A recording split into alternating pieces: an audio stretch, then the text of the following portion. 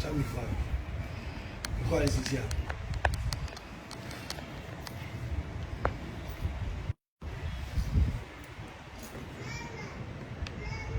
Sì. Sì. Buonasera. Ouais.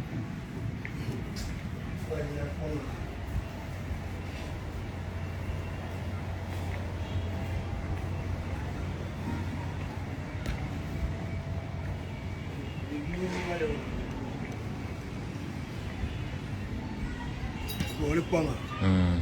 Mana awaknya? Jenau. Mana ngebiar. Baik biar ambil rendezvous le ulfadi. Club. Jamais mo chiko na mo. C'est ça la mission. Bien fait. Je fais du bien, je rends la monnaie. Le jeune mi ya tintom ya. Wa jibe majo mayu kudevire. Le America. Le choni mo akwa. E madasi mi ni ya for the sort of village to have ni mato. Eso ami choko mi bi shuru go. Gawe America wa gba. E buju vire. Ini gare ke ma. Ora te se pe. Va se vire. Va se vire la para obe. Yo le kwamelo. Ya bogos mingila chebula. Ya gba mi signé contrat le so mo ami. Egema. Atore ka mi le ndo ko. Cha le jo ani. Bale o video ya cha mo o cha ba video ami. Aba wa po ti si. Kwa mi to ni po bo le. Ni channel. Enu agbajo le sigbe. Ofita le sigbe petrol le fait vivre. Fait le officiel. Ya ni. Onya nke ni jila wa jilu le ko. Keke mi ga du ya ma osu pa. Et a tout piqué en vieux là l'ostia. Il y a ce qu'on voit, il y a piqué en vieux. Il y a un guinguet. Il y a passé, il y a des jours. Et passé à Roger, et passé, est-ce que on met tout c'est quoi? Qui va comme un bail quoi mais nous quoi mais tu vas le boulot. C'est quoi un mot? Comme il va le quoi mais tu vois. Ah, on dit le quoi mais tu dis le quoi mais il y a un don. Est-ce que pas vous savez comment qu'il va vai arrumar madame bo. Aí tu vai dentro do mundo com madame madame é ó juro para. Aí ele só para me que já dura, eu vou dar um pouco mais para. Madame eu lá tu não vem juro com me bem é bom aqui. Ó lá tu bom. Ya que me le kwa la. O passa le go mi je. O ba que me le ya, madame chachi la no cho e le kwa me le ko. Ah oui, comme à quoi vous nous dites, madame, je le crois, mais ici quoi. Tu ne veux pas coller comme le abaristo me serré. Va me laisser. Tu ne veux pas me laisser. Tu ne veux pas me laisser. Venez nous que mamé. On plaît la auto plaît. Le quoi? Stan jambo, un po stan jambo. Parce que nous bagnons là bas nous là. Et après, jamais les filles dans le collet. Amo super na le tuer. Pour 1 million c'est ça le taille. Pour le comméfier. Pour 1 million ça. 1 million c'est ça on la signer be yo aplomber pour le gagner. On regarde. Et puis on les que. A me papier mais c'est calmé. Mais c'est calmé. Et tu vas les choux. Mais il y a même pas long après.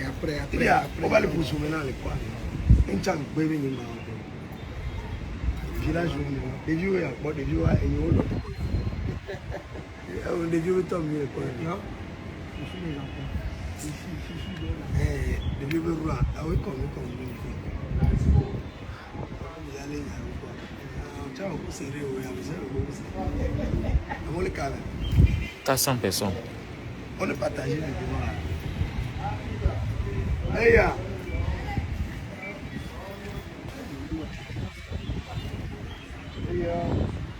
Banana ni colori.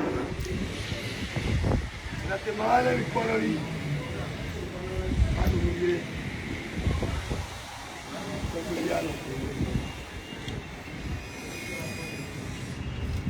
Togo ya mais comme va blâmer. On dit la voilà quoi. Comme le dit la voilà, toi ou là, on va venir. Je crois le douanier a vu quoi au poil. Il y a des internet, tu veux dire. Américain, on le pop. Il y a le propre. Et il va m'approuver dans mes manas, mes comptes, m'a dit à Kembalo, mais je sens 65 000 euros. Vous voyez, en m'a envie, j'ai arrêté. Les gars, ma chaîne là. Alors, braqueur va serrer. Le quoi avec Dieu, le quoi avec donc braqueur, man, qui avec Dieu, d'accord. Pas de problème, mais attendez, guerre, mais gotami, ok, il y a des salades à dire. Et puis, après, notre bon, on y a affaire, mais bon. Voilà, maman, nous là, nous, Novella Star. Novella Star, nous, on le doit anniversaire. Quand même, nous salade à dire, madame, ou ma Novella Star. C'est tout, avec la KF, ça. C'est tout.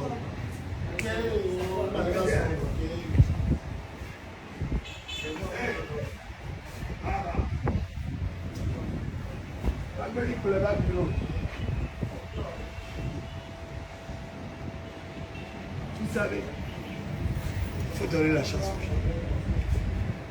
Depuis ce matin, 6 heures, mais va.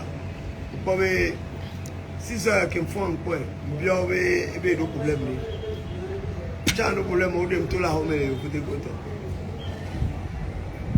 Vous avez quelqu'un 6 heures, vous avez un jour, nous nous avons donc vous avez déjà du salade, vous avez partagé, vous avez vu ma casse.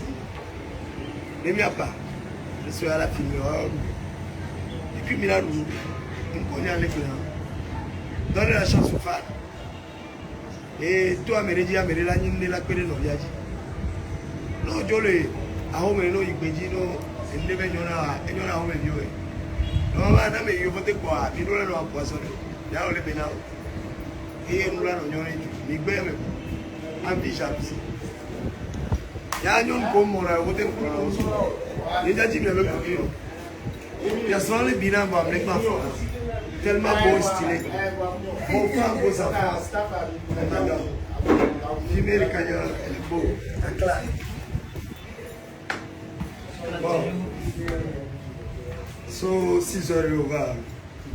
On dit, tiens, on est bureau. Merci.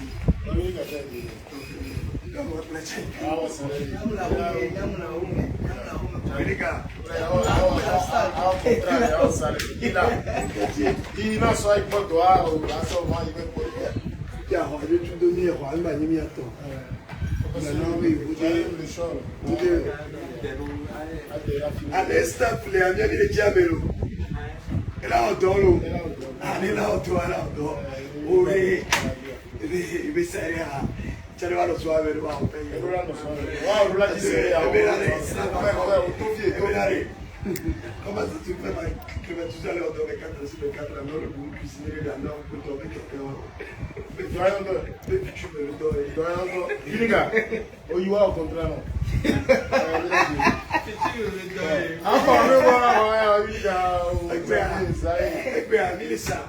y avait apparence, il y avait bocosité, il y avait H, il y avait Nya, il y avait savoir, il y avait Pépelou comme il y avait le tuné, il y avait savoir, il y avait aujourd'hui, avec le Willy Ganet, c'est caméra, il y a la chance, c'est là-haut. Notre histoire. Notre histoire, c'est de là. Et c'est ça qui fait que, les collègues, on va toujours comme pied, que va comme pied, avec les pieds. Il y a un ami là, on va home les pieds, il y a un vidéo sur le pied. Vous savez, à Molé. Donc, du coup, avec les amis, là, tu les vieux, qui a tout le monde, qui a tout joué. Mais il y a un morceau, on va les taper avec Oli, qui est tout le monde. Il y a un mot plein là. On va les blaguer. On les blaguer. Mais les mots, on va les renommer. Tellement beau, tu as mis maté pour jouer. Et quand tu as mis dans le karaté, vous l'avez envoyé dans le karaté. Donc, avant, tu mets dans la karaté là. Puis, les gars, hey. Puis les gars, karatéka man. Il dit c'est le côté, il a beaucoup mis January. On met un peu, mais voilà, karatéka man, va boucher que. Attends pour le but que le parler au bureau. Et comme il va à la mina. Il va.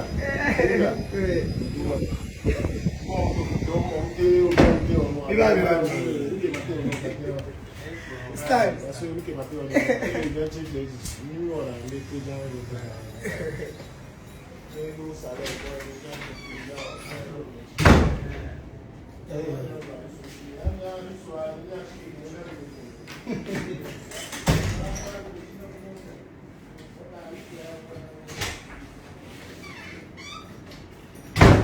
Bon, Bilal, prenez place. Et nous qui déjà fier. Nous qui avons fier. Oya, garage atabe haro. Back pressing here. Back pressing here, church fier. C'est possible. Comment on va plutôt fier du boulot. Le bureau là. On doit te dire parce que mes souvenirs. Eh bien, et Tokyo Toari, avec les Sequoia, avec les Sequoia et Gomère. Et quel est Sequoia? Montez va dire s'il te plaît, à la service, s'il te plaît, là, à l'autre côté. Les gars, bienvenue dans la maison du cinéma. Et maintenant, il a des à retour là, il gagne. Pour faire les vacances, il rentre d'arrêt. 24 sur 24, tout malheur. À mon lieu, cuisiner les dames, le projet a eu projet quand même. Tout le monde, c'est futur, mais dans les 1000 ans par an, ça veut ça, on devait savoir. Mais on y avait petit chat, on avait éduqué les vieux. Mais on a déjà parlé sans médias à nous. Donc, il y a des médias. Il y a des médias. Il y a des médias. On sait même, il y a des médias. Il y a des médias. Parce qu'on y a des médias au soir. Nous, on a des médias à parler. Les gars, on a tout le monde, on a des médias. Il y a des médias. Amérique 14, dans l'Angélie, à mon intelligence pour les fans. Il avait mis les plébis, tata, on va prendre la vie, entreprise directe. Quoi, ça, on va fier dans quoi. Parce que nous qui nous voyons, il est d'autres comme je ça en valeur. C'est bien qu'il varie au public. Nous courons au public pour Pedro un comptoir. Pour tout le monde, un comptoir. Pour y aller sur le blé d'ara. Les jeunes du Togo qui sont pauvres. Tous les jeunes qui sont pauvres, ils gagnent. Il y a beaucoup de gens. Aristo est pareil. Et nous, on doit le temps de cimer. Et nous, le travail. Et maman. À mon écart. 747 personnes. En tant que père, à mon balai, on dit nous, bon, à la Tofie. Qui est à la maison du cinéma. On ne va pas ça, il y a il y a masse, il y a les années, il y a les années. Il y a ce que vous voulez voir, on va pour trouver le bilan. On va pour trouver le vous dire pour la chanson. Vous dire. Le problème, vous voyez, ça le fou. On a beau faire les nous là. Au même temps, on va signer le contrat lundi, 9h30, on va signer le contrat. On a mis karatéka, on a mis garde rapprochée. On doit protéger. Garde rapprochée, il a payé, on a payé fier. Et yo, il y a un cancer, il y a un mouvement. On a joué au cinéma. À mon avis, on peut tuer un ami en top. Au final. Merci, merci. Tiens, madame Peroto. Hey, mais il y a des problèmes sur bon. Il y a des problèmes. Et puis, il y a des problèmes. Non, les problèmes, on a manqué de la vanille. Mais maintenant, conclusion. Maintenant, apéro. Les gars. Pourquoi nous parlons de quoi? Nous devons faire confiance. Eh bien, il y a on a mis que tu es né dans le on a mis que tu es là. Le concept appartient à celui qui le met en valeur. Et on peut le rendre un jour. Popo, les couilles Baggy, Gamorema. On avait mis la gloire, ça arrive comme bien, il y a ton bien. Bravo. Amen. Peace. Minja te afire bo mi agbo ni fie. Yo. Ya ba hon kan fie me le ya. Ya gbo ni fie le to ma wo be kun to ma wo fie. Ya no fi ke na no ba me fie. Ensemble. E pe ya o be bo fie. La fi ri gbe je da bi mo. O le blaguer. O le blaguer. Tolo bo le sorti la tête ya ba ma po le blaguer. Sorti la tête ya ba na. Minja ke tu to le blaguer, o le blaguer o no. Oh, wow, guys. Look at that, really. Mark coming. Wow, really. Boy, ik ben niet goed aan het doen. Maar nu leg je hier, ik ben maar aan het doen. Oh, guys. Good is happy, really. Mark coming. Wow, really. Wow, really. Et puis on vient de se ménager. Il voit rien on ne peut ménager. Mi gba dénigré Togo là mon quoi. Mi mi dano on vient mais il dit au coco là ni. Au coco là ni jo. Il y a de méthodes là où. Au coco ça est. Il y a encore sinon. Ça est yare. Il y a encore sinon. Biyo to cocina. Sahel. Sahel que a clacar.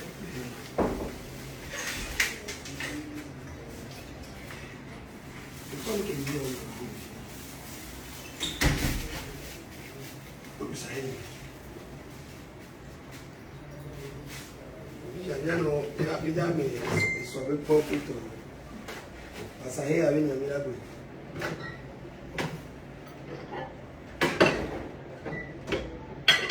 Moluya. Chale o Sahel. Nous n'avons que du voiture, mon bonhomme avec du Sahel. Sahel confia à l'issue Sahel. Et ça va. On y a un vaso, il y a un vaso. Mais quel est le Sahel? Oh, il y a un Sahel. Mieux considérable.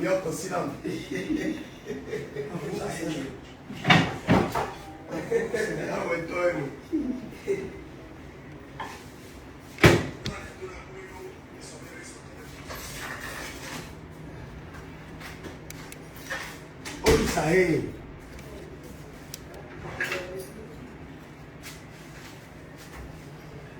Et l'autre là. Charlie, Sahel n'est pas dur. Eso zame ya Sahel que atrapar na moja. Eso zame. Aula ni so zame Sahel no frigo ame que Sahel tu. Sahel frigo. Pourquoi? Wilika surabile lo surabia kwa. Mara. Les ambitions. Surabi chale. Ate tro chinera mama. Il est chacalango. Ese Chacalango. Sahel yani. O Sahel. O Sahel. Bien, Sahel. Sahel bibo aklaka somanam. Sahel biboa. Oje. Blero frigomi. Sahel. Ah, on l'a dit. Vas-y. Mais Sahel a jeté mais. Mais on a avant une soirée. Mais Sahel bibo so. Et Sozame là. Sozame.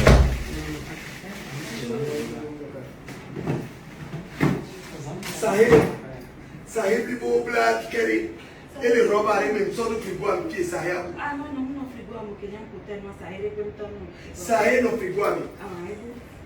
Eu tô ensinando.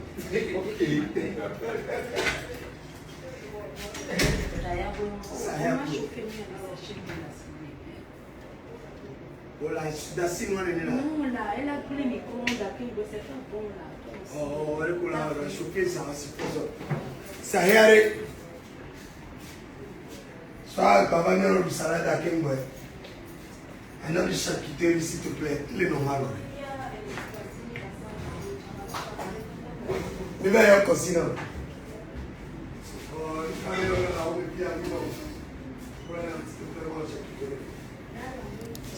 Àwọn ṣàkíyèsí kí n gbọ́ ẹ̀ ní ká mi ẹ̀rọ àgbẹ̀ ṣàlẹ̀ òkú sàyẹ̀ náà sàyẹ̀ wúrà àkàkà ẹ̀ sọ sàyẹ̀ bára wọn.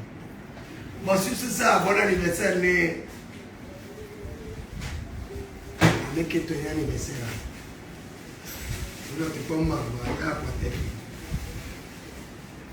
Níbi ọ̀rọ̀ sàyẹ̀ àwọn olólàgbọ̀n ẹ̀ fi já ní yàrá kíkẹ́ ń bọ̀ lájú wa ẹ̀ kò ní ọtí pọ́n mọ́ ẹ̀.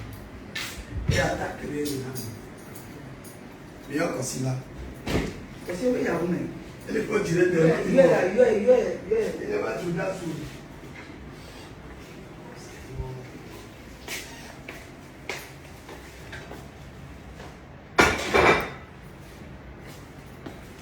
Deixa eu fazer isso com a minha. Ele não é. Liga. Ele não é. Ele não é.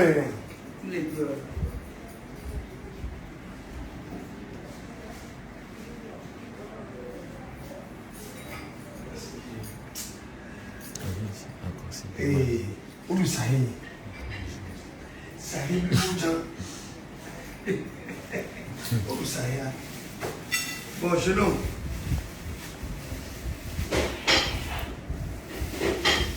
tu sais quoi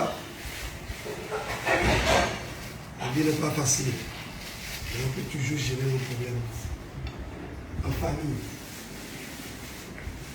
c'est ça. Attends, j'ai encore une chose. Nous avons partagé pour les scènes. Nous-mêmes, nous voyons qu'il a la paix. Vous devez savoir.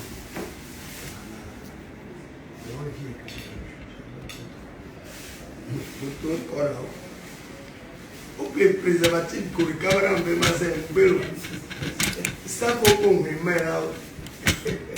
Mais il y a beaucoup de treina kwa vote usoma matalité a mi pe ora kusupo ora ate kusupo mate me sei bon apoia le plus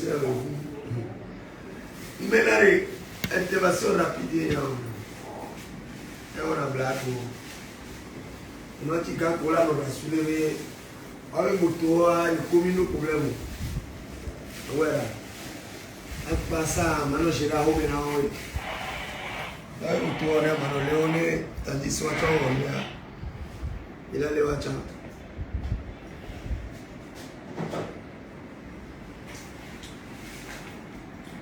e do lui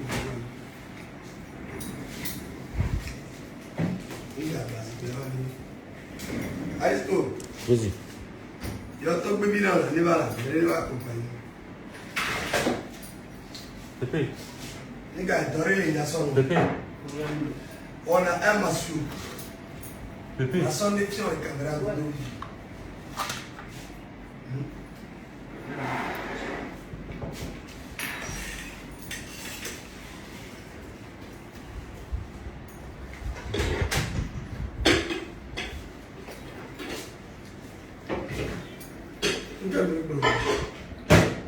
Gue ayo tabu iba, me tabu. Io to be I'm fie Pedro ana ile fie ni ya mama la si ile ya to ne o so plan na plan ko ne wi da ku ni do ya ka se amojo c'est ce que beaucoup de chefs d'entreprise ne savent pas faire. Yàrá mo ní ilé kùnú ló kó mi ní púpọ̀ à. Bí lọ́ọ̀ fìdí wa fẹ́ kó máa ṣẹlẹ̀ sí ọmọ ọmọ ọdún tó lò wà mí. Ọdún tó lò wà mí. Wọ́n ní mo fọ́ zàpà kẹ́kẹ́.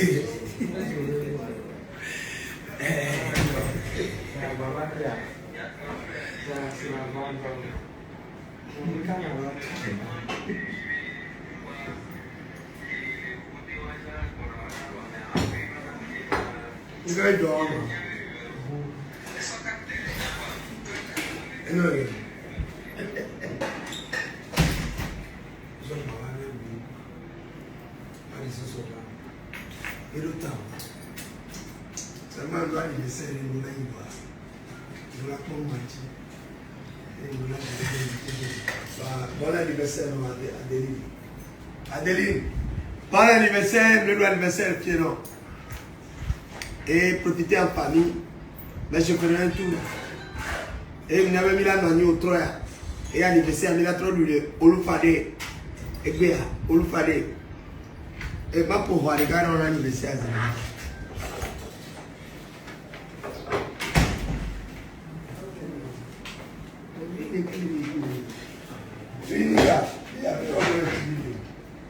Le steak boy. Steak boy, tu as fini ton métier pour aller une dague.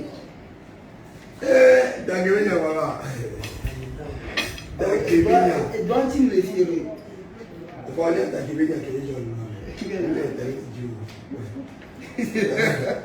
Voilà, il doit dire que nous sommes les deux, mais c'est quand même beaucoup. Donc, oui, il y a quelques jours.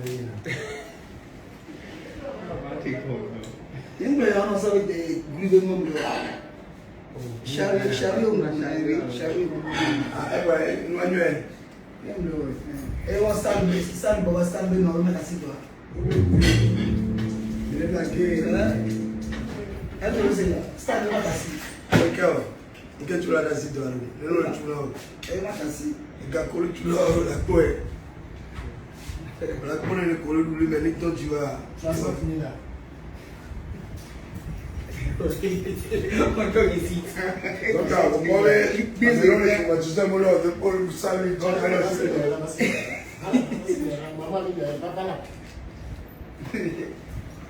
Ça ne baise pas. Ça ne baise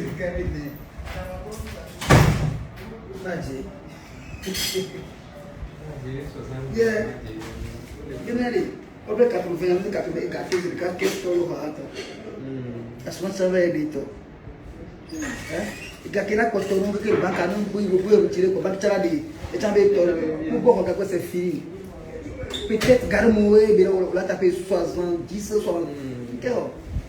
Il y a voix mille. Moi, il dit qu'il y a un conteneur avec il y a un conteneur avec des magasins. Tout le magasin a des après filmer et filmer mon gros tout dans le cadre là on se lâche à exploiter à conteneur avec des magasins. Moi, quand on est en 3h du matin, vers les 3h du matin.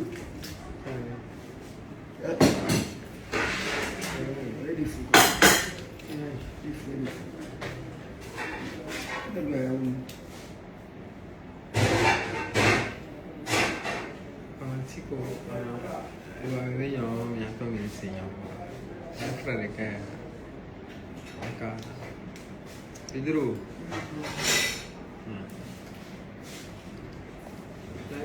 Pedro, tanya vile la siu, tanya mafano. Ah, vous savez tout le corps. Ele maro. À school. Ben il pro e ele maro bole ya ke isi ani ba no ri. Ah, presa il va comprar. Não tem dinheiro suficiente. Ele não tem nada. Ah, não é suficiente. Não tem nada. Chefe do pois é.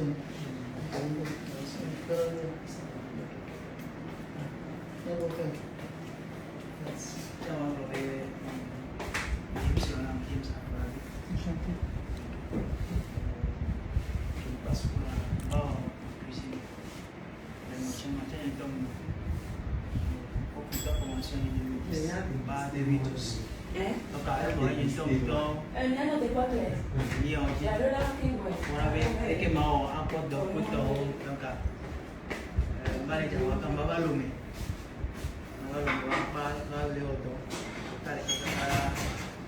que va a yo que no más ser un bicho que más para enjoy cosas alors vous avez bien elle servie et ma chicana alors dans les Ghana kaka donc avec non les Ghana presque il y a 3 ans donc il m'avait et là on y est tombé on vit ma bonne vie quoi né à son boba alors on vit quoi n'y pas la meilleure comme donc moment qui m'a oh yo quand kami mbana me pendant quand il y a quelqu'un on les contrat que me signé pour 10 jours pas contrat m'a côté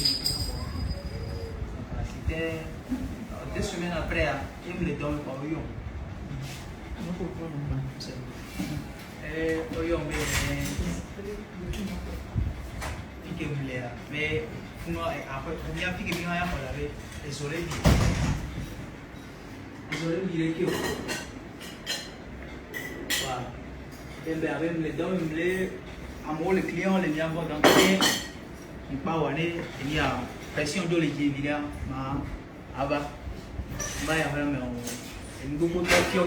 le matériel qui est plus autre, que l'on se passe les cas, tant signé les cas. Oui, appel direct. Merci beaucoup, Kamachi. Ok. Eh bien, on va m'aborder. Ma bâtie, le recueil, on va venir nous qui quoi bien gérer. Et nous qui m'ont maillot. Ça y est, attention, les lois, Amero, pour la femme qui va être communion, Amero, au blessé, au conduit. Actuellement, on va me faire comment si on conduit. Et docteur a comme il a avec les caméras interlocutives. Il y a des problèmes, il y a deux billets, la masse de l'opposé. Un peu pour le problème. Bah, mais sauf nous soyons. Et bien, le blanc, mais quand on vient de quelle fille à voir, il y a des mots. Mayonna et du bureau de Né à Yonia Toré, donc il y a un problème. Nous sommes tantis, on va venir au sommet. Ne fournir les cabines du Mouchan. Il y a un autre qui est quand même du Mouchan. On n'a pas presque à Amérique, il y a un programme de bébé. Il y a un peu bébé qui soit bandé, soit étudié. Les vidéos sont freinées quand on voit. Il y a l'ordre de dire, on a assurance de Bouantia. Il est comme ça, là, il y a un droit d'acier. Il y a les conduits qui ont droit d'acier. Ok. Dans parce que Ghana, mais nous, dans le Ghana, nous doit Ghana 4 et pour assurance bien longtemps. On a été égaré banque de Jalo parce que Ghana avec 4 dollars na sio. Amdo Ghana avec 4 chefs avec 4 Ghana to. Yemte on est pour donc à un temps Gavier qui est bon, ça dans les à homme qui est bon à se passer les miens. A de méthode comme dire nous que banque on a tant y a si on m'a non quoi. On met à on met que nous pouvons pas ni que nos familles me groupe rien tout le groupe mais Ghana mais comme le quoi bon on doit si bien me les jabo au mieux que et ça ça mais on va vado et tout comme le sia tu que ma non tant chambre parce que que rien le sia sans rien bon à bon bah c'est pas si 6 mois après 7 mois et que on va dans donc rien mal à 6 mois et bah yo on y les cas on est western. Et j'avais une communication où il doit venir les obélisques et la UE. Maintenant, on est soin. Il y a la police qui nous a aidé. Voyez, les gens qui sont venus si les Américains qui ont le flamme, ils veulent gagner si on va y aller. Donc, vous venez à Hollande, alors Amérique vous blâmez au Dieu, vous dit 5 000 €, 2 000 €. Il y a une seule mais à quoi parce que Agbeme, bah, soyez même pas Américain, même dit Hollande, one to time, bah, il y a mais et il y a gamblé sur moi. Il y a les nous qui bien il y a envoyé plus de dollars à mer les bien là encore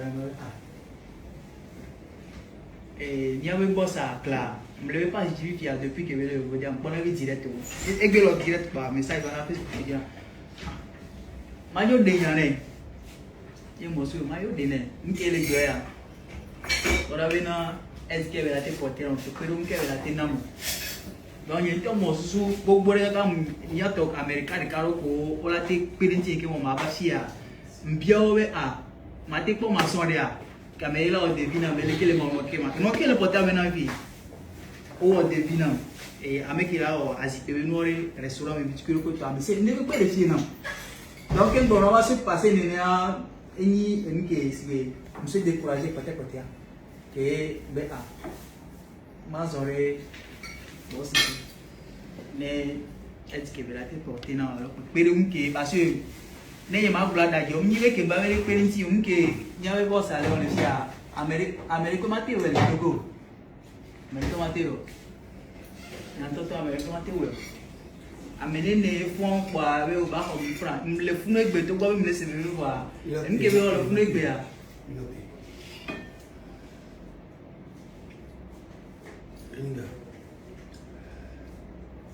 service ya oto na ha gbo pare ekeju wa ni bi no di ya gbo kekeju wa ni ke amere jama alo passe no bi o cha asemi bi Quem guarda sem que ele doa. Já acho que para ele lá doa Peru a minha não. Parce que nem me le vonya nem me le vonya. Eu nunca guarda. Mais ça, gars, pour que il me gare, gars, pour que me yo ko pataya. Nem me le vonya. E eu le plus à dire c'est sur la vigila. E ouais, nya. Surtout.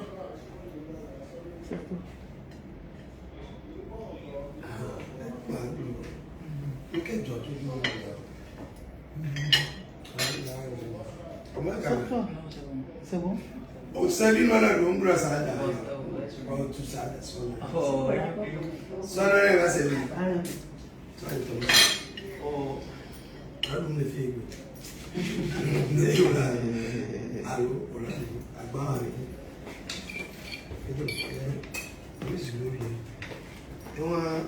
Et ça, de la sévoie. Agba, le top. C'est juste. Il y a son nom.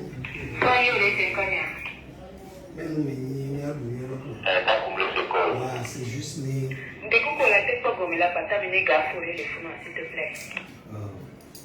C'est juste mais. Il y a son nom. On a mis le mot de maillot. C'est la vie.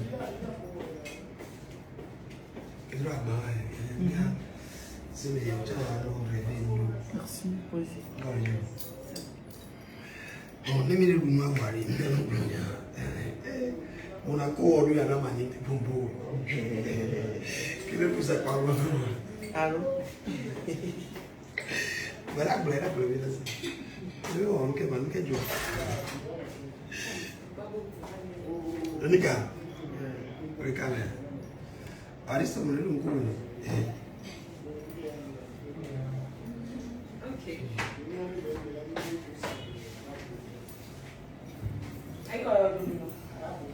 Ça ne dit pas, ça ne dit pas. Ah, vous avez nous choisir moi là. Elle est sur la clé.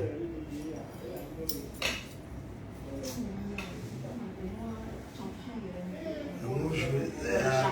Non, c'est bon. Mais on oublie de dire. Il y a mes amis sur la clé. Par là, moi, on va aller en garder. Oui, mais pour la vie, il y a bien de famille là.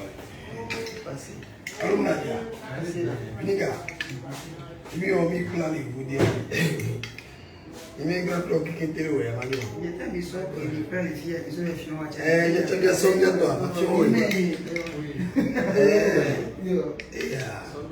il y a Pérou, il y a quoi?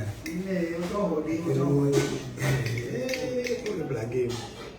Blague le problème, on va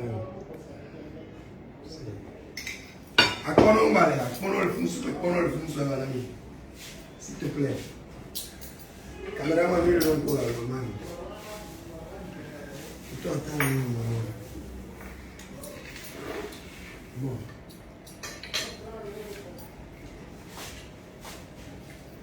Maman, là c'est un là c'est un pareil. La solution. Ngai mjinda hivi risiko ngani? Suka polo ngwana ndio macho polo. Hai pago. Budi ato. Dawa gratte na maru troya. Nwaji ngwana ni matu kubuturu kumnya gratte ho.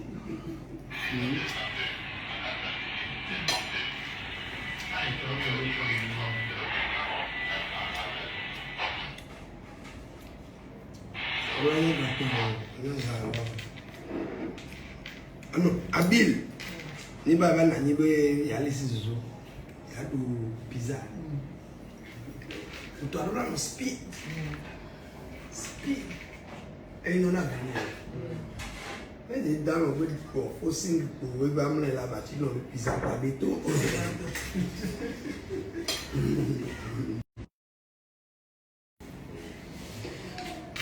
et là on peut se mal on est bien au bureau, hein. Le patron est bien avec ses gars. Et bon, on adore le bâtiment, mais ça, et les mi pas mieux, on adore pour 1200, on adore Mais on a nous bouvé botago, mais ni va de namiji. Bah, les patrons réunionnés avec que nos ports, nous avons code de Provence, nous avons pour la petite gaga. Il prend décision sur le chemin avec Tchamaï patron. Mais il est au côté de la manière. Les gars, mes patrons. Les gars, faut croire moi. Charlie, bon appétit, n'a même nous. Vraiment, la terre, les gars, Charlie, nous n'avons pas de problème. Bon, vraiment, à quoi les gars, fais comme chez toi. Il y a qu'à s'en aller. Il y a ces musiques qui viennent. Et bien, il y a des halos. Qu'est-ce que vous avez envie d'aller?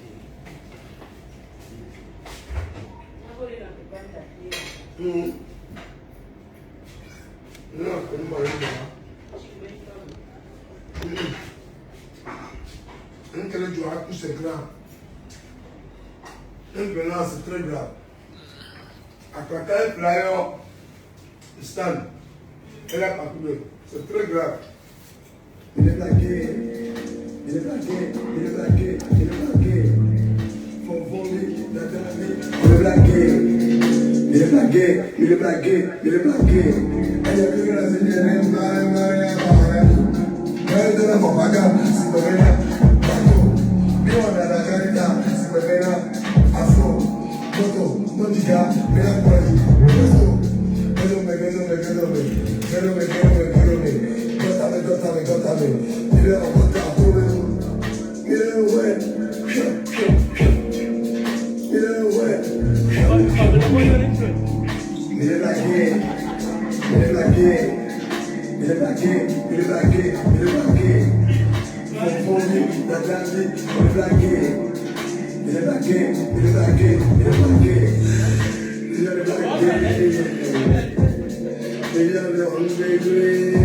Merci beaucoup, Coco Roger.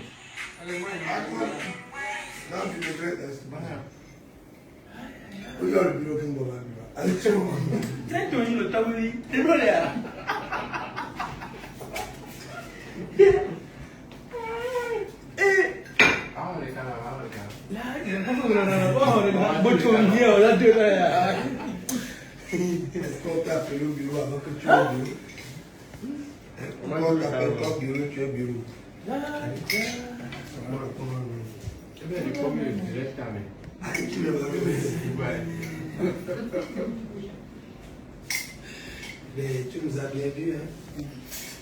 C'est un faux manière seulement, hein, ne t'inquiète pas. En même temps, mieux. Ouais. C'est cool, encore mieux. Donc, on va se faire bien. Ah ouais, t'as voulu couper de l'eau.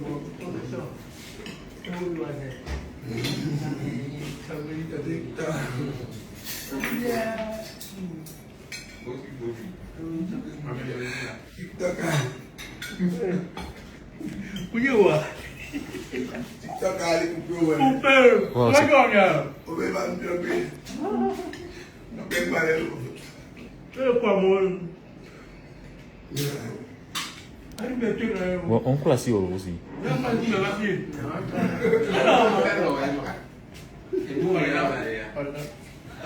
Ahora.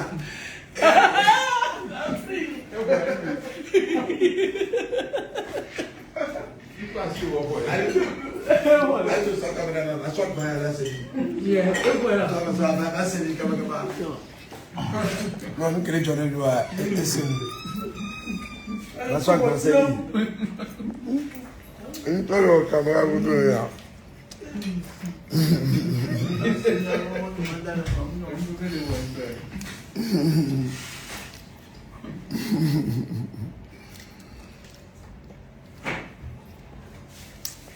Oui, ouais, mais les... Charlie, Moran a roulé à monter. Je suis allé voir.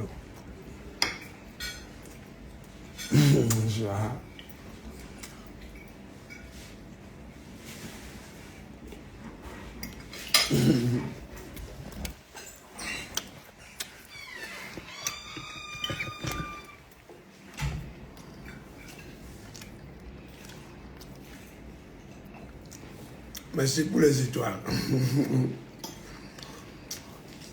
On a envie de boire. ẹ̀yin náà bí ọ.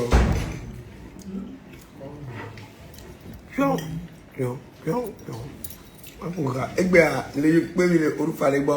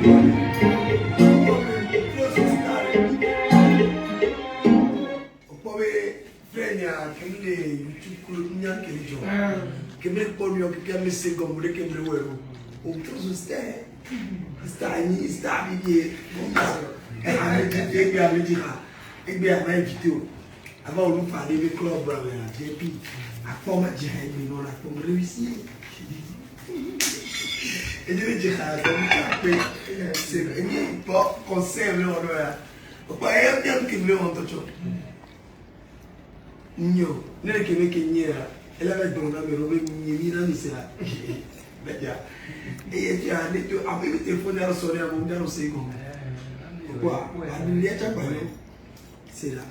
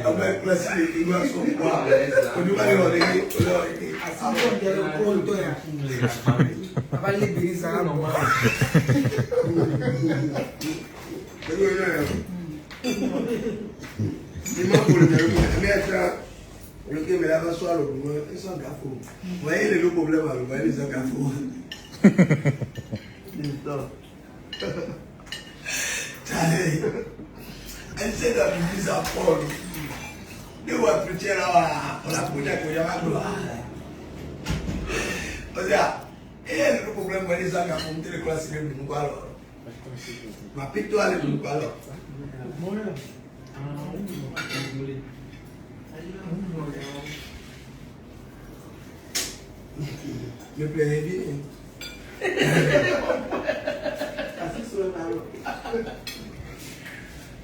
Yo soy el rico, ahí va bien. Yo.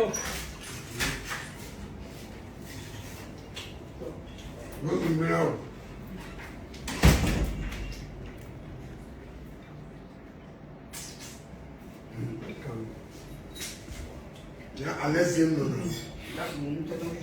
No, kamu tu orang keluar. Tak ada tu. Ini dulu tambah bulan.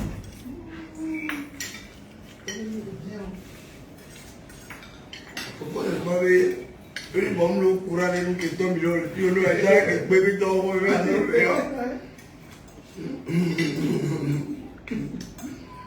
Milih cinema ini, cinema ni. Mate segundo. Je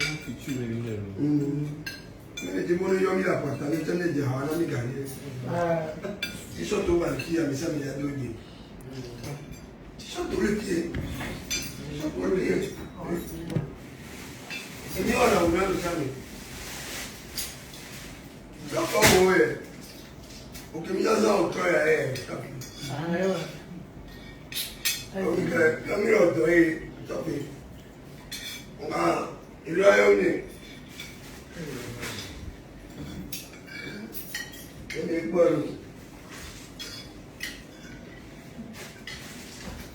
Même moment comme il est passé là. Waouh, on a dit magnifique. Bon, monsieur, on est le moi. Mais ça va alors. Ahora mírate la. Hola, la idea de una.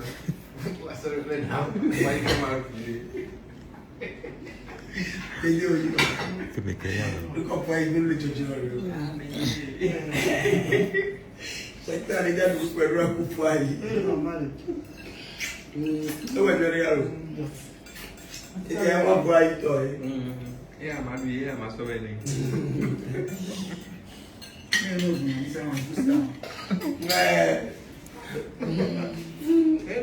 Kota mamuri wala. Amura milo na mele kota la. El wasi omba pedra, ya kota la. Ya va de ko. Potato la, eso es potato la. Eso es potato. Kota ni la do. Amogo o te mélanger ma kota ru nya chi o. Ake ba ti. Onya ni to ba ba ba. Eh, ko chale ma kota ni.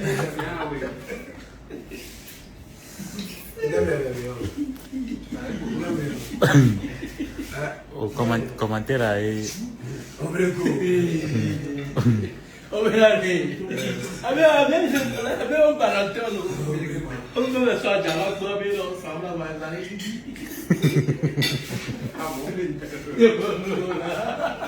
No me troca de trabajo, me han vale ni tipo, yo lo sabe, claro, me suena más. A ver, vente, va a ver con cámara ahí. Si a Hollywood mire, se ve. No me hace yo, o mate vente o el counter. Ah, vente. Mamá era de grupo.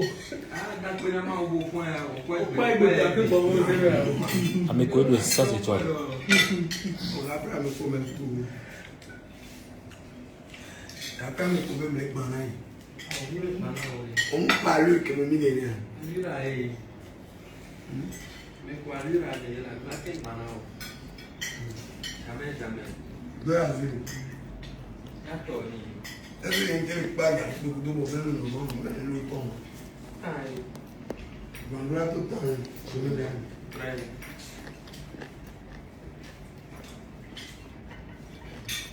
Não me engano eu vou lá. Vamos desse bebê.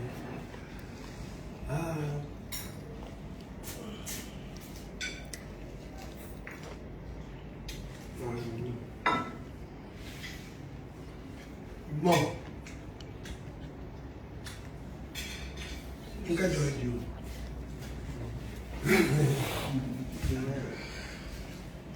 Assim,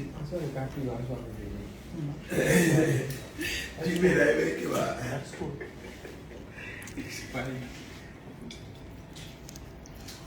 Aí você vai passar esse cara. Eles correm bom. Vai estar lá dentro. Aí eu fiz lá. Eu lembrei por aí. Olha, a mim do dia é sobre comando. Aí eu ganhei no Dalito, no Daburo. Aí ele acabou ali. Até lá eu me veio cada segundo. Aí ele também veio no Jago, mas eu me aí ele falou, não é de doar. Tô com isso aí, não. Eu vou andar no chão.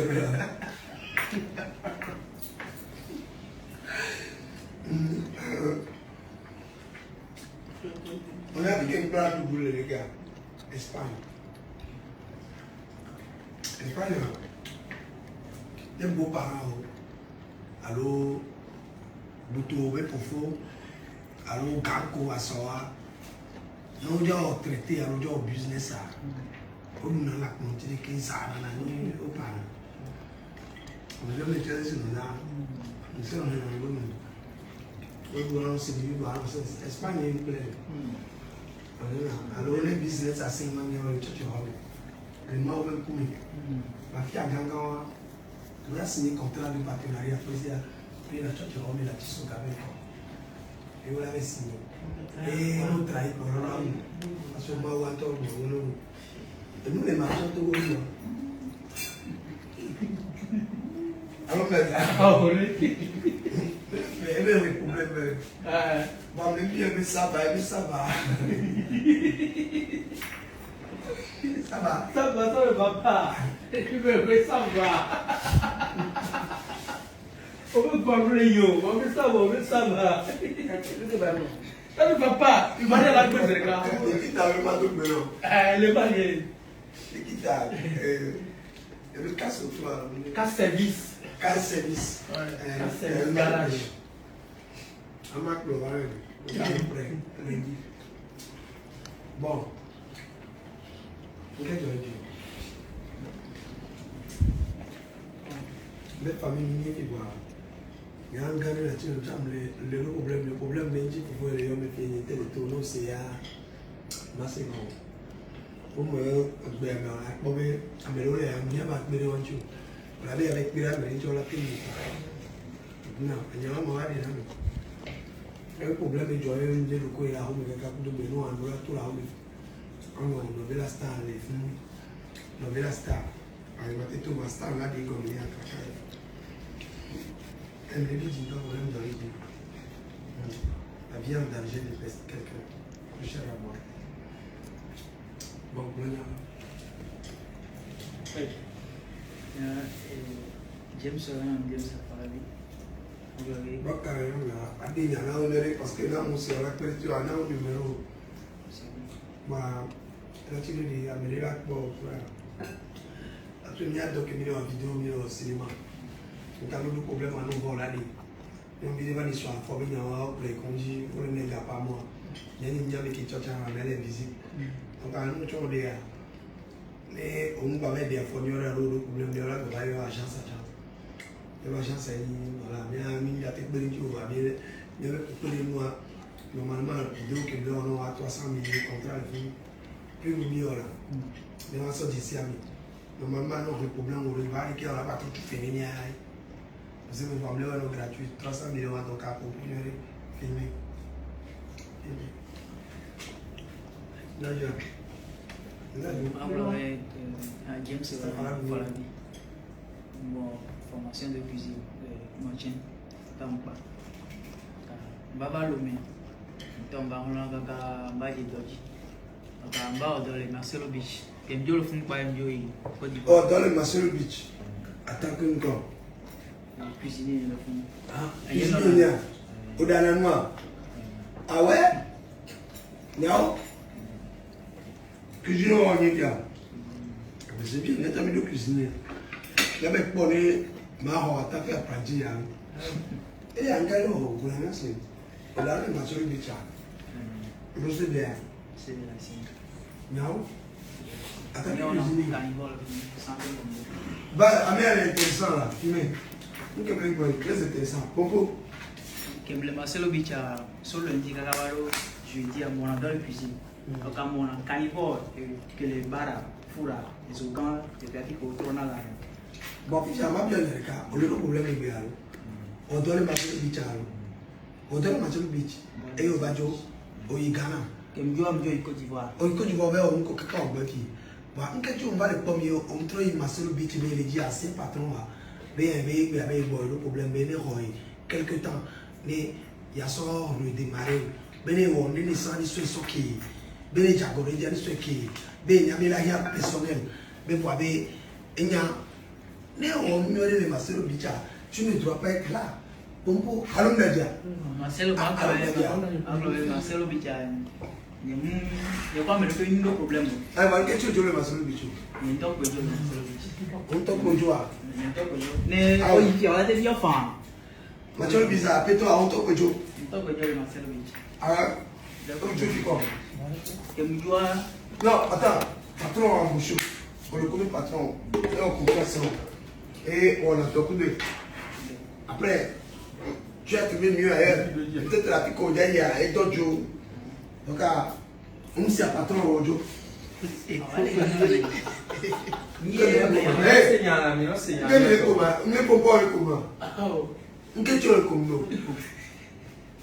Alors, cette entreprise, nous qui tu le connu. Les bonbons, les seigneurs qui est là. Marcelo Beach, qui a pour joie aussi à peu près. Il y avait chef gang qui est le cuisine, parce que moi, on est juste bien conditions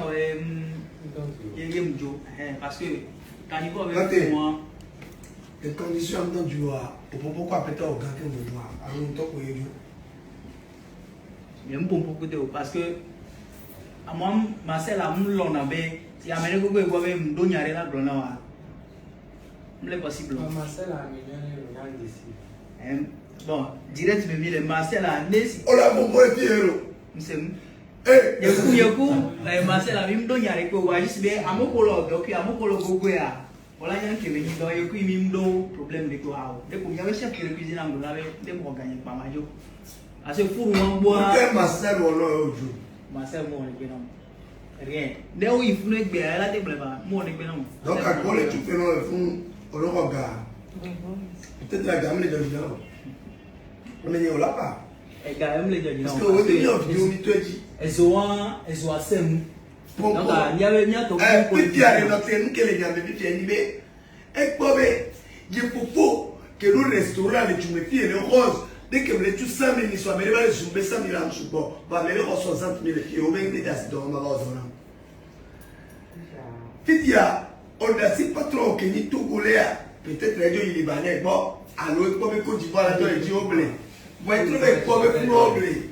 Voilà petit à et bien maison de vérité mais dis mais non la voix mon nouveau à Milan. Qu'est Marcel là on Marcel moi les gars. Qu'est tu au le bon. Condition pour Georgina Wenyamjo. Condition quelle condition pour le merci. Mais nous on a dit que voilà condition que condition que Marcel est posé une Georgina. Toujours ma globena et salaire de côté à les matins de permis me prendre salaire et puis à l'autre 2 à l'autre 3. Alors Milan mon salaire c'est le 11 le 15 garde moi là ben là bosser au côté que moi Milan mon salaire. Ah bon? Néné Donc à salaire c'est bien que ça puis au Marcel le gars tu vois. Marcel le gars donc tu vas voir la chef venir là non temps et souvent ben. On est là carnival au soir et que les bars avec niveau. Bien tant que on bien on changer bien le soir bon mais si avec ben. Il y a quel on a souvent bon. Alors on va tout le salaire non les data nous.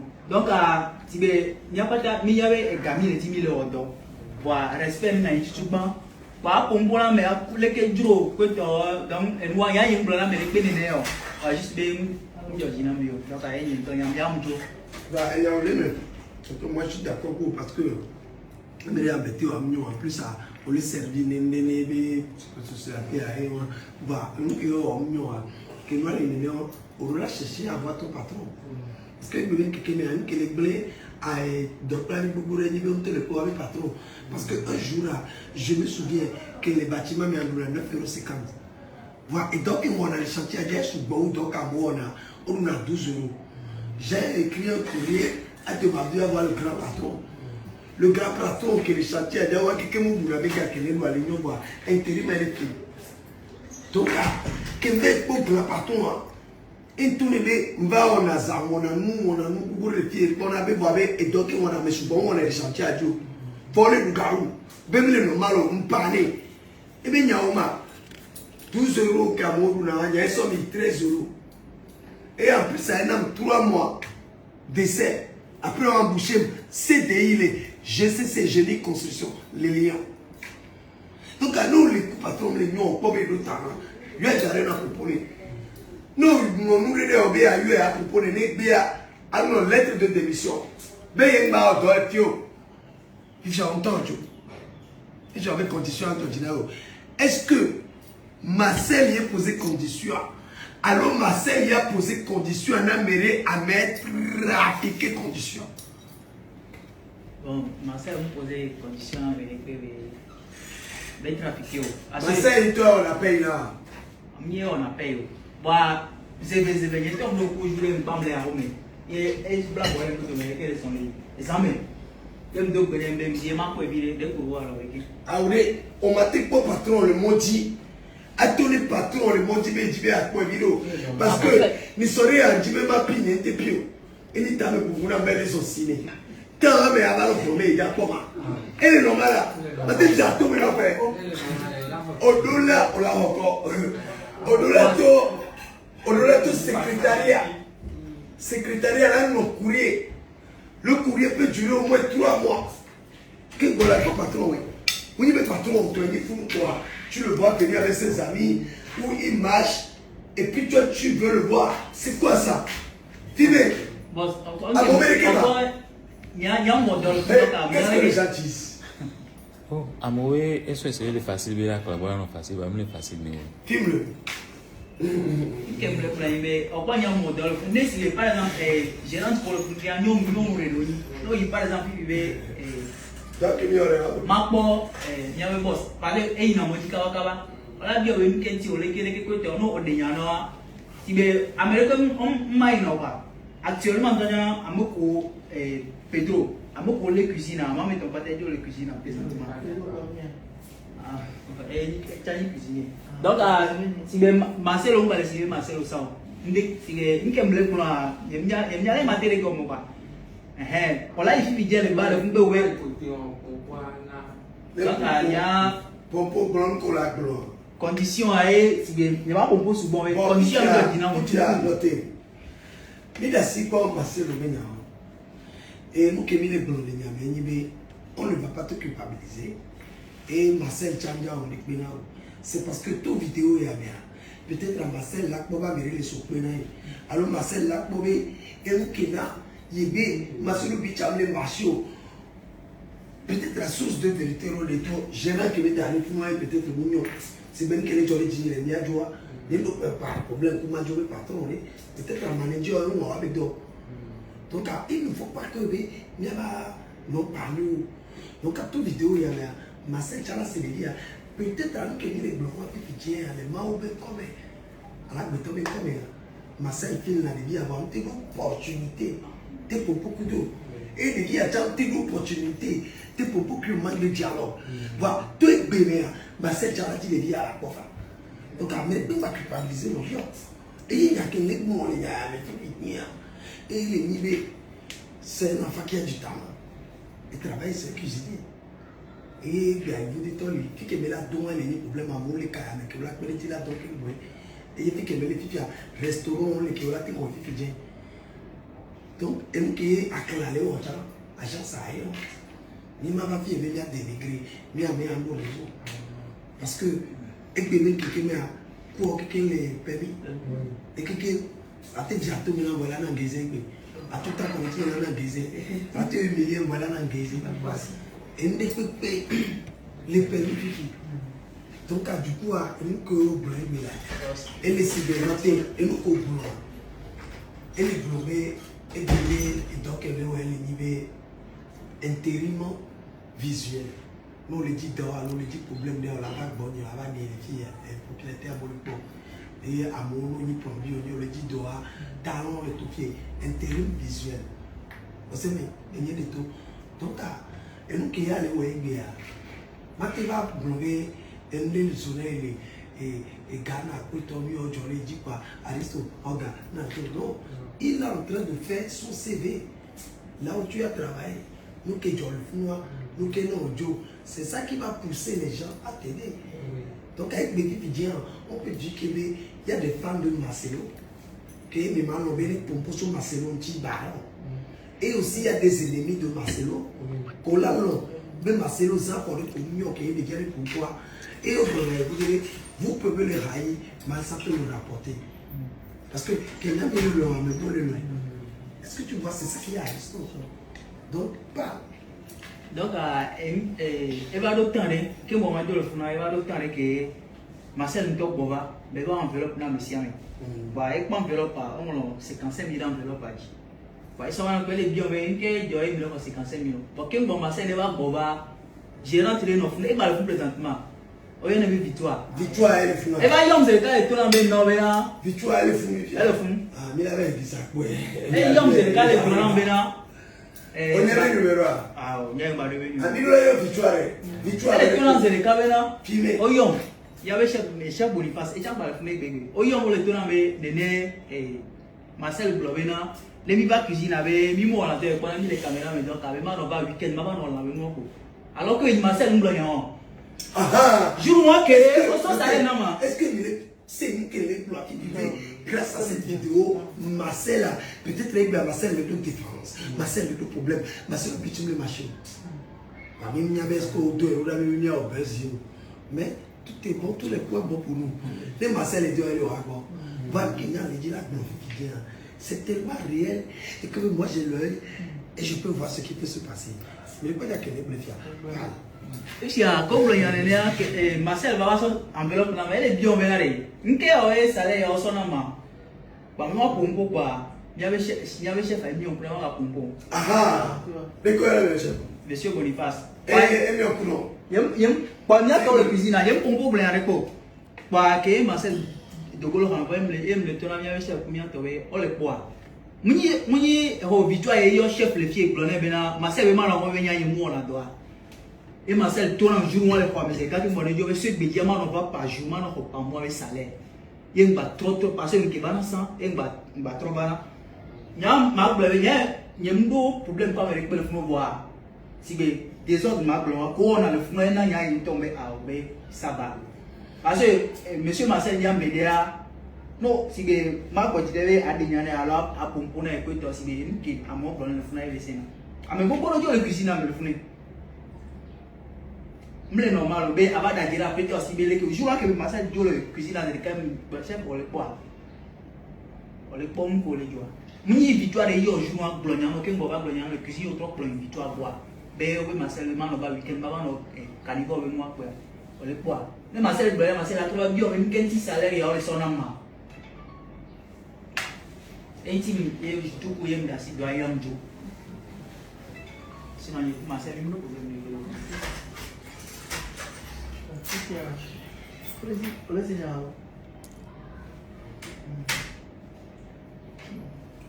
Ok. C'est bien, s'il te plaît. Allez, c'est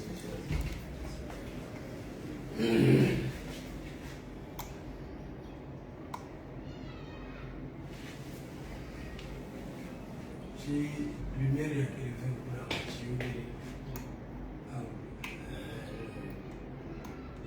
c'est couleur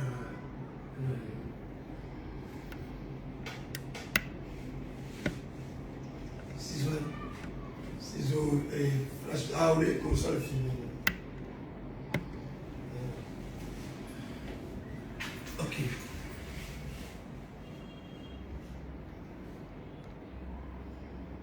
Tu as un bon CV.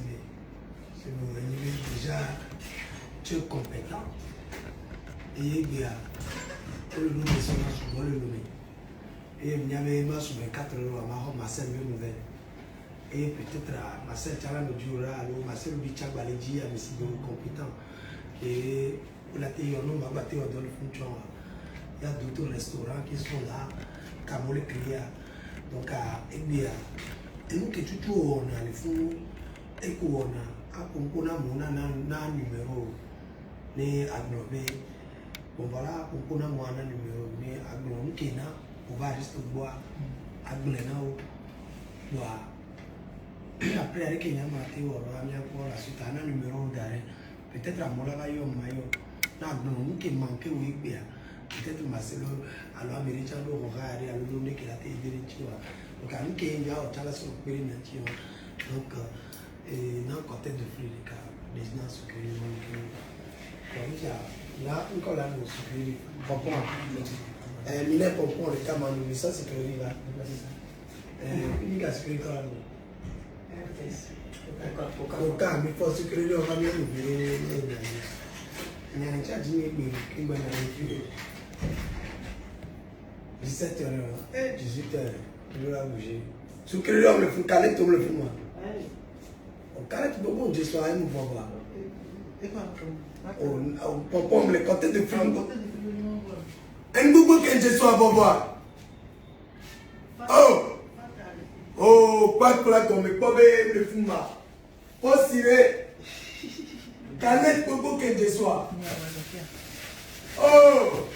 Oh, Safia. Mau. Oh. Bien possible. Côté de prix malheureux.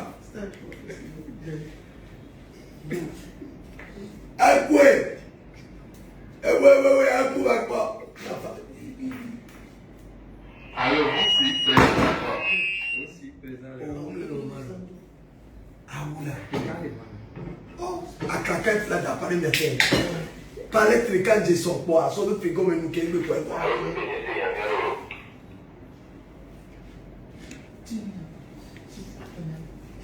Toda possibilidade de levar dia présent.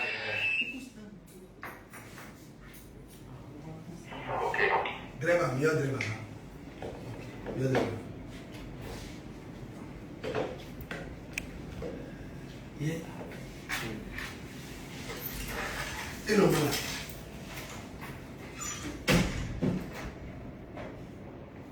Ah, eu grupo.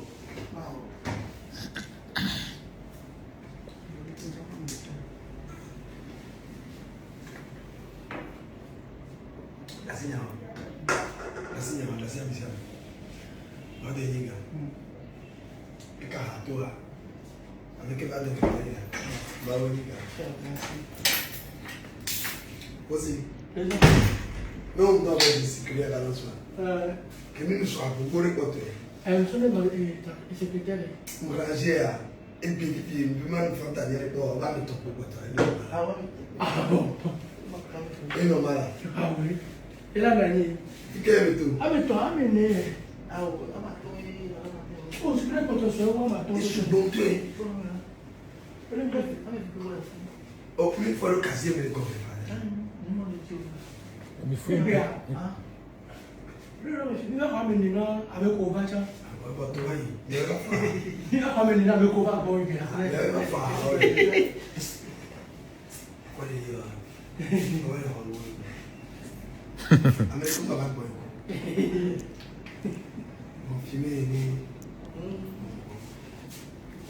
Vamos les voir Adam fraîche. Non, c'est bien. Cuisiner venir Marcel Beach. Bonbon. Que nós se fazer Yamjo, que Mjoa vai do Côte d'Ivoire. Donc nós marcher le copain Mbagana. Donc Ghana então vai ao dólar, treja lá na. Modèle fun bubori que boy. Combien de temps? Modèle fun 1 an. Le crédit à Treja lá na. Donc en anglais. C'est bien. Jamais en Amérique. Mais en Amérique, il y a la théorie. Donc, nous avons fait nyereke ona zan le fu nyereke ona breakfast awo amoko no na pa me keke ko to do ameri pe na renti e ba glo na ja manager ta to ko to e ma to le na nyereke ona zan fu no te pe ganre donc a au moins ne so america so pe ma mpona si 1 heure 2 heures ma breakfast awo buffet ganre so dai na moko keke ba ko na hotel le fu e be obe après kaka nya be na le e contrat que mi blave 200,000 et gawa no cho ya be manager kon be to côté et tu na Ghana avec 100,000 nam le fou plein be c'est pas même sous neko kaka embanya e banya directeur y plus de millions pa mjo mzui matin ya mzui mais ouais to côté y komi le do bereka et mi va be ya 100,000 kaka 1 an on de elle a tu na ma et mjo elle est Ghana vie elle est Ghana et pas et eni a jouer le ne jo anto comme eni a pumbele a jo donc que me ko la ko me Joël Kaba Odolale. Et toi ni Libanais do hôtel eni a frontière le hôtel grande comme métissé métissé plan d'arrêter Libanais métissé wa puta et yamjo que mjo le funa yamjo yi kumasi que mo va dire kumasi a mon dollar le boro ko o ya jo yi o de pa o tu fuma ya pizzeria de yamjo donc on a pizza na pizza c'est bien yamjo donc a kumasi yamjo le dollar que boy problème a jori ji c'est bon tu peux battre c'est bon là je vais régler le problème il peut partir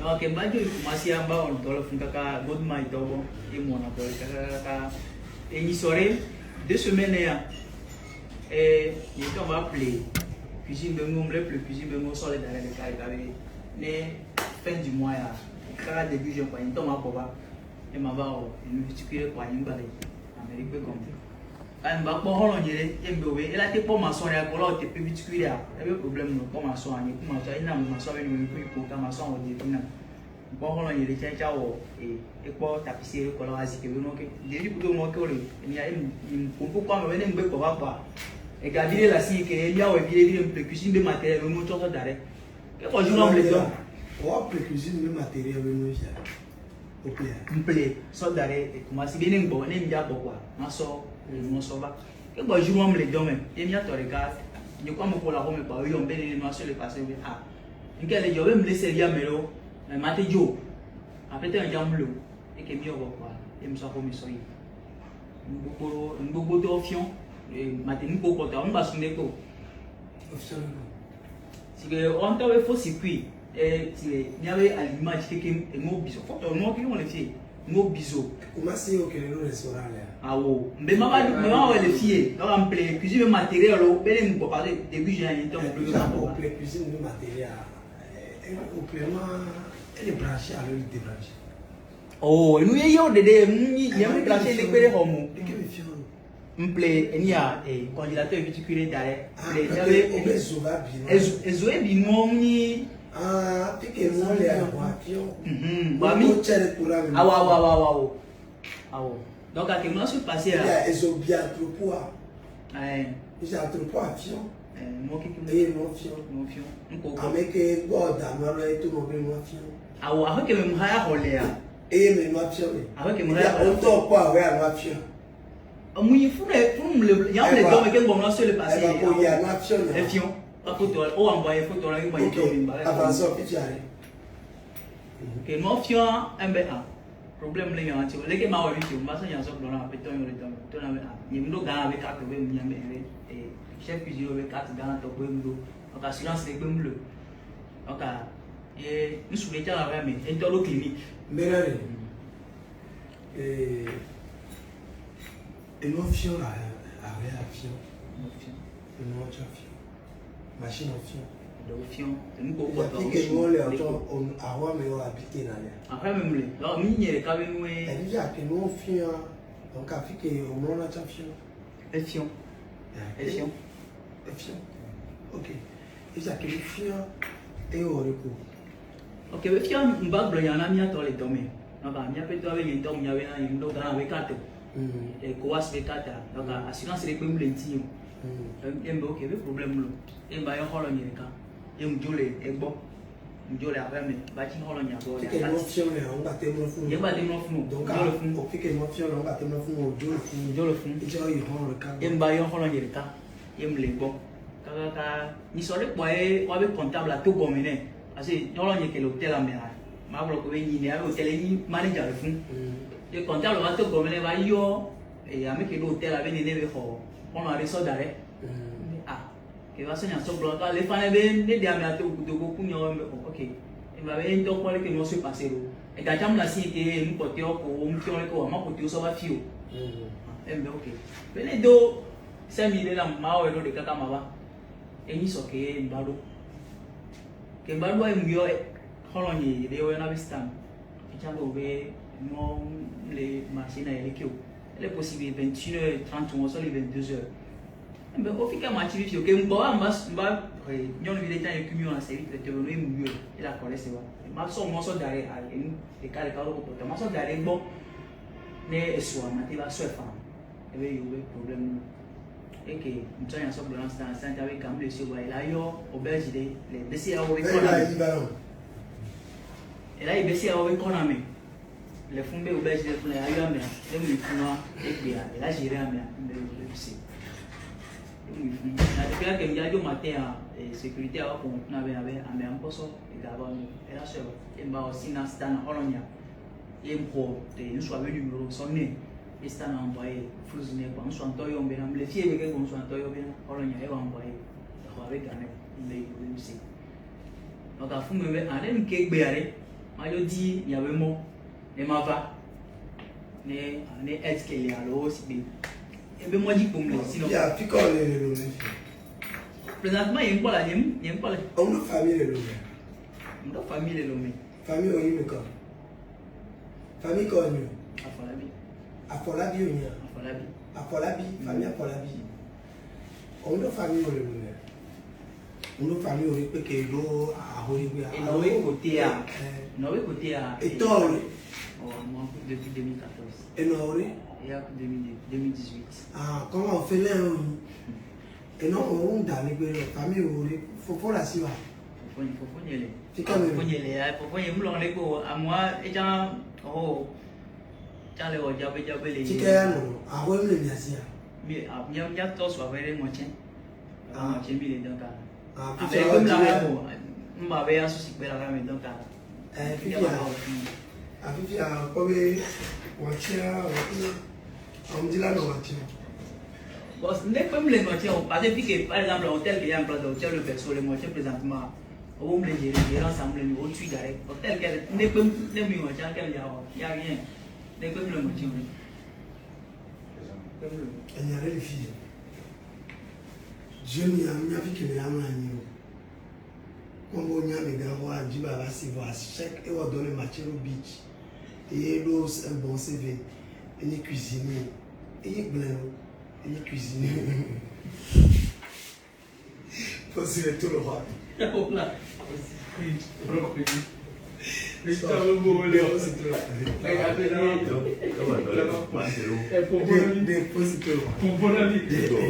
Eu adoro Marcelo.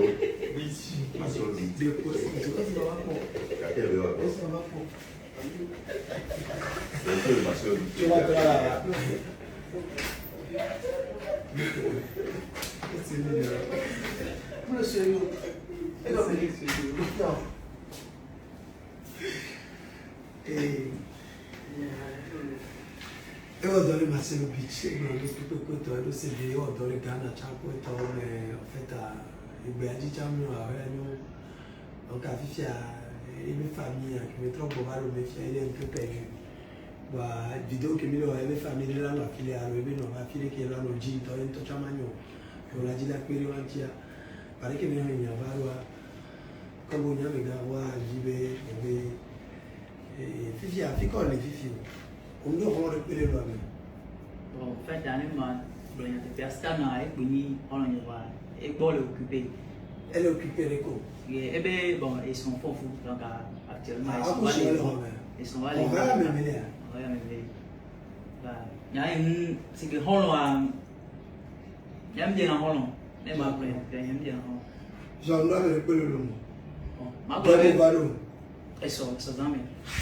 Vous avez un pavé côté à Amérique qui Amérique où bon un pavé côté à Amolé je suis à bord voir si les co-won Américain 773 le co-won et na yengo gona kem kula do dogoa et no yebe fofonto ele enia ye kona policy mbaye beaucoup de woman yowe on yimye maba no bo nam une semaine pour mamlo niko donc ba ba la toka ma partager dossier pour ma podo obe obenjo igana yi séminaire et to pasteur je suis arrivé elle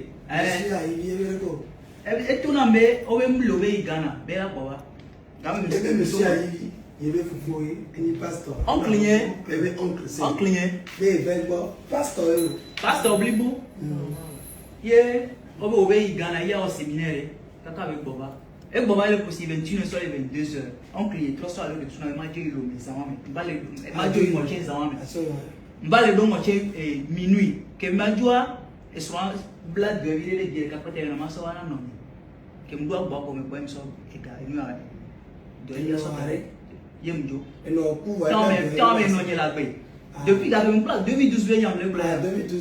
Donc, alors qu'on a un peu de temps, il y a un peu de si les familles de Nya, on m'a dit, on les beaucoup, on a beaucoup de choses, ok, elle a eu en 2011, on m'a dit, maintenant, quand famille de groupe, on t'a dit, ok, je suis passé de 4 ans, que moi, je vais là, le groupe, je vais toi, je vais pas sortir de quand même de le groupe. Mais le groupe, donc, il y a une famille de Nya, il y a une famille de Nya, que nous sommes passés jour, quand il y a que nous sommes on est moi, oh. Je ne sais pas si bon et tu as vraiment pas dit oui ma boîte de blonde me qui quoi les parce que les noms si écoute c'était passé que tout le monde a eu des passés compliqués dans la vie. Mais tu avais des passés compliqués, c'est vrai. Et comme il y avait famille, on a fait des erreurs, mais avec Gary Moa et moi, ça nous a rendu sûr. Et nous avons dit la réussite, avec plein d'eau. Voilà, on ne va pas les critiquer.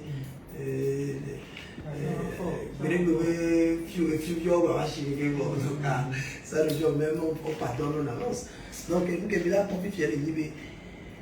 Fifi Dien, ouais, compétence qu'elle a sur la cuisine. Et local à Chamone, cuisine européenne à Chamone. Au dernier, dans la nuit, et le gars, au c'est le diplôme. Tcho, et moi, pas dans le chien, non. Ma bonne, c'est fou. Et alors, tout à l'heure, il y a une américaine, il y a mais quand il y a une américaine, ce sont la chaîne finale de l'opinion. Ah, cuisinier. Mieux cuisiner va faire figurer la petite situation. Et là, on peut vidéo là. Donc, la fille qui est. Elle doit cuisiner, elle a travaillé. On l'a entendu d'attendre. Il y a encore 10 ans. Ah! Depuis 2012. C'est un patron. 2013, moi, que je me dois. Au restaurant, elle a dit patron, le restaurant. Elle a dit le patron. Va, fille qui tient, et puis de la Corée. Et. Qui y a? Nous connaissons les gens. Mais les matins, on a c'est que si quelqu'un m'a sorti Tagaro, et m'a pas doré, là où est-ce qu'on a parce que présentement, ma problème est virée qu'à la signer. Elle est tant signée. Donc, elle n'a viré que elle dit. Et puis elle est 10 ans, 11 ans, parce que depuis 2000.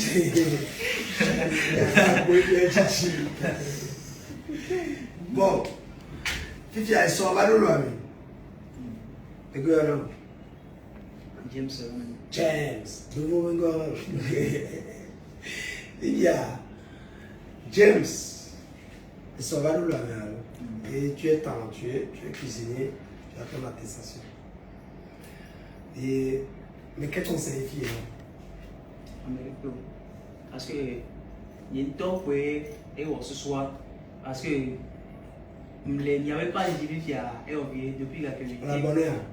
Oh, depuis la Québec, il est rodé. Donc, c'est un abonné. Donc, suivre la vidéo. Bobo. Ok, on le doit. Bon. Et puis, quel job? Il dit, il dit, encore le job. Ce que j'aime le dire, il dit vraiment, avoir des coups là, mais avoir non et pas de mots. Parce que, ma pote est péré quoi. Les maodo, ma pote est péré, les jamans, les mdobois, mon trou, mon domaine quoi, m'l'a ici. Bon, déjà, nous la côte est péré à problème. Mais tu sais, si tu viens dans un pays, parce que pour un jour, le TPO est du mais tu as perdu ta place. Bon, il y a des boutons là, mais donc, et nous qui la priorité pour toujours mais on y est on y banqué. Parce que tu as bien et on doit être caca qui me trouve à donc, es-tu prêt maintenant pour faire n'importe quoi pour payer ton logement? Si tu dis n'importe quoi, c'est pas forcément cuisiner. C'est pas forcément cuisiner, mais là, tu ménage, surveillance, là, tu es qui là, tu es prêt, qui là, tu es regardé. En attendant, qu'un bon avac, cuisine, mais doré, là, va améliorer la vie. Parce que nous, nos diplômes, là, on est en cuisine, quoi, tu avant dans la canapé, et bien, vous allez, rêve à toi, donc, il faut voir là où le problème vient aussi. Il répond. Il y a un problème parce qu'il y avait formation, mais nos formations, là où il y a réception, pas ni pépé. Donc, on va te pour cuisiner, mais dans la philo, on a au service. Donc, il y a le prénom de l'équipe qui m'a dit. Juste maintenant, Amérique, à l'Ombéna, elle est blanche, à tirer les côtes, juste. Non. On a un problème, on a compris. Parce que Nicole Paul dit, même à Dieu, je ne suis pas un bon, mais écoute, Après, on va regarder les bois. Et puis ça dit, vous regardez.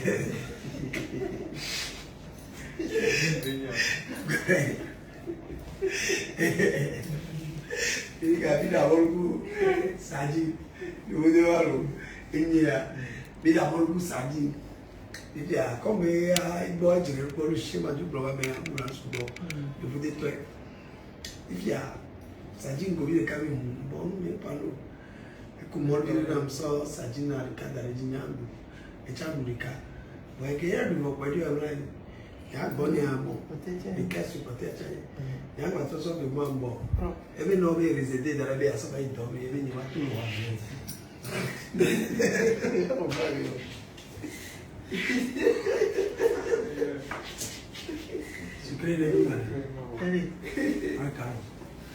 donc, à Vivi, il y a une solution à un numéro portable. Peut-être à l'âme de l'autre pays là, hébergé, et là, voir, soit il y a plus de d'amour. On a vu que d'amour, problème est là. Ok. Bon, Aristo a bien agent, ça tient il a des solutions. Des vies deux compétents.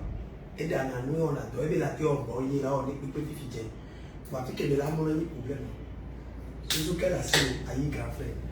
Pratique pas filer les non la bien. Je sais pas.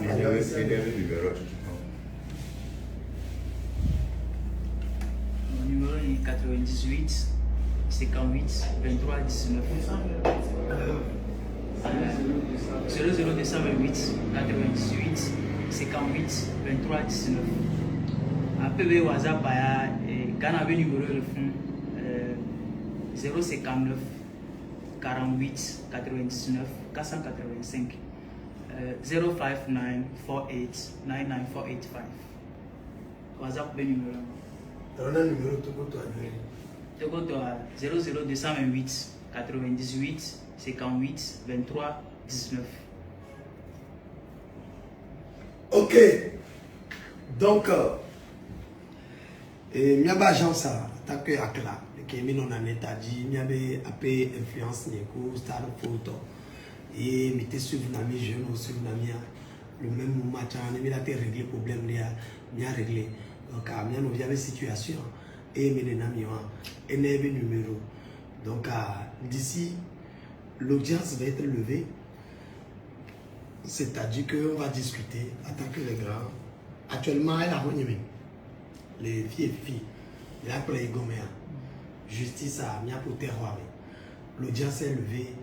Il y a les dopés, il y a ces télé. Il y a maintenant pour le moment. Vous savez, eh bien, il y a vu qu'il a tombé sur. Mais il dort pas. Vous savez qu'elle n'est pas gomère. Il a 5 qu'elle n'est pas. Mais c'est amené pour ce un numéro. Donc, il y a un contact pour la porte au travail. Aïe, on a un contact pour. On a un contact pour. À risque contact pour. Il y a un zolo à déjà. Mais. Et examen à menu. Les va mis à joie. Il y a tout le monde direct à l'air pour venir pour circulation de l'île. Allô, Nadia. Donc, sur ça. On avance. L'audience est levée. Tu peux couper la vidéo.